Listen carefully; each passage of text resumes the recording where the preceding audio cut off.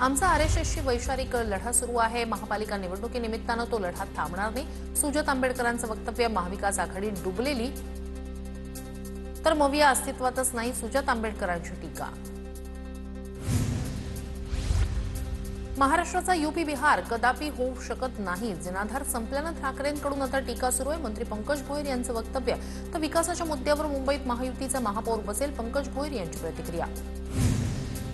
अकोल्यात असदुद्दीन ओवैसी यांच्या सभेत लाठीचार्ज, सभेला आलेल्या लोकांची गर्दी अनियंत्रित झाल्यानं गोंधळ, लोकांना व्यासपीठाकडे येण्याचं आवाहन केल्यानं गोंधळ, आयोजकांच्या बेजबाबदारपणामुळे एमआयएमच्या सभेत उडाला गोंधळ।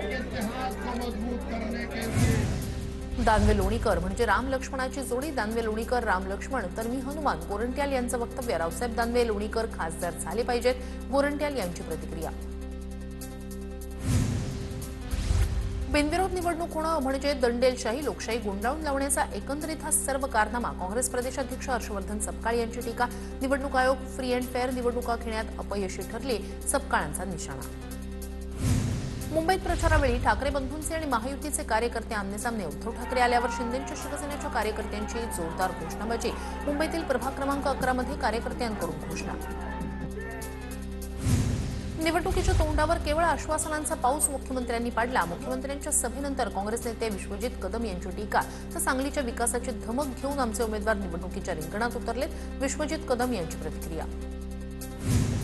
धुळे महानगरपालिकेच्या भाजप उमेदवारांच्या प्रचाराचा नारळ प्रदेशाध्यक्ष रवींद्र चव्हाण यांच्या उपस्थितीत वाढवण्यात आला। एक विचाराचं सरकार महापालिकेत आणायचे, रवींद्र चव्हाण यांचं वक्तव्य। जळगाव प्रभाग 17 मध्ये ठाकरेंच्या सेनेकडून प्रचाराचा शुभारंभ, युवा सेना जिल्हाध्यक्ष निलेश चौधरी आणि धरणगाव नगराध्यक्ष लीलाबाई चौधरी यांच्या उपस्थितीत प्रचाराला सुरुवात। अकोल्यात मूलभूत राणेंना संपवायला निघाले, त्यांना सांगतो राणे पुरून उरणार, कार्यकर्त्यांना सांगायला आलोय राणे कधी संपणार नाही, नारायण राणेंचा विरोधकांना इशारा।